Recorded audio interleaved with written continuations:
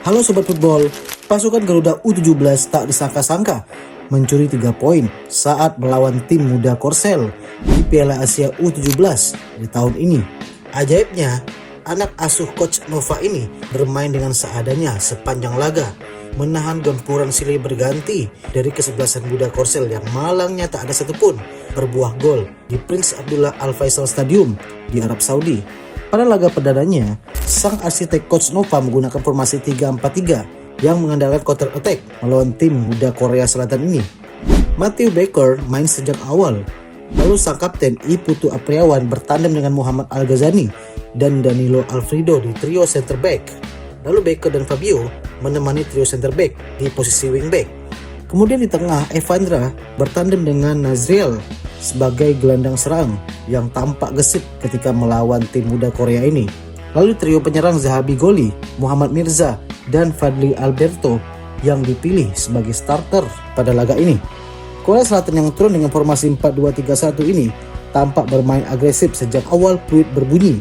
Skema serangan melalui kick off pun bahkan hampir memberikan peluang tim muda Taeguk Warrior ini untuk bikin gol. Namun buruknya finishing tim muda ini kerap membuang peluang emas yang sebenarnya bisa jadi gol.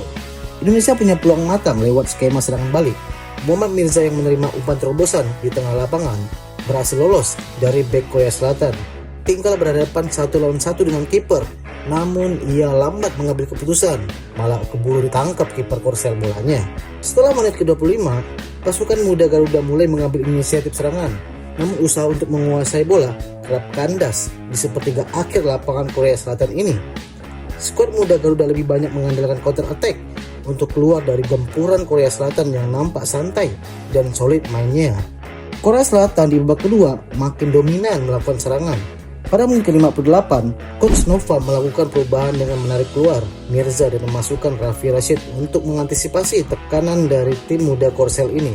Pelatih Kitay Baek berespon dengan membuat perubahan dengan mengganti banyak pemain. Situasi ini membuat Korea Selatan beberapa kali unggul jumlah pemain di sepertiga akhir pertahanan Indonesia. Namun buruknya penyelesaian akhir yang membuat gawang dari timnas Indonesia masih aman. Situasi berubah di menit ke-90. Pasukan Garuda Muda ini mendapatkan mukjizat setelah Matthew Baker dengan cerdiknya menyodorkan bola ke gawang, namun wasit dengan jeli melihat bola itu mengenai tangan salah satu pemain Korsel di pertahanannya sendiri. Evandra Floresta yang menjadi algojo berhasil memanfaatkan peluang itu dengan baik walau sempat ditepis oleh kiper Park Do-hun. Namun bola tepisannya tak jauh dari dirinya sehingga bolanya itu digeber menjadi gol. Lalu Korea Selatan berusaha mencari gol penyeimbang, namun hingga 7 menit masa injury time tak ada berbuah gol. Skor pun bertahan hingga akhir. Secara statistik, Korea Selatan mendominasi 71% possession ball dengan mencetak 2 peluang nyaris gol, namun ada tiang gawang yang menyelamatkan timnas Indonesia. Di sisi lain, Garuda Muda hanya 29% possession ball-nya dan hanya dapat 2 peluang, salah satunya berbuah gol. Kemenangan tipis ini membuat timnas Indonesia sementara di pucuk klasemen grup C dengan 3 poin. Jika Coach Nova melanjutkan tren positif pada 2 laga berikutnya saat melawan Yaman maupun Afghanistan, tentu semakin dekat lolos ke 8 besar dan mengamankan tiket Piala Dunia U17 tahun ini yang akan diadakan di Qatar, karena akan diambil 2 tim dari setiap grup yang lolos 8 besar Piala Asia U17 ini. Kita doakan saja semoga pasukan Garuda Muda ini lebih tenang aja mainnya, nggak gerasa gerusuk passingnya di 2 laga selanjutnya. Jika kalian anggap pembahasan Sobat Bola 77 ini menarik, disupport biar channel ini naik kelas. Oke, semoga kita bertemu kembali di konten-konten selanjutnya.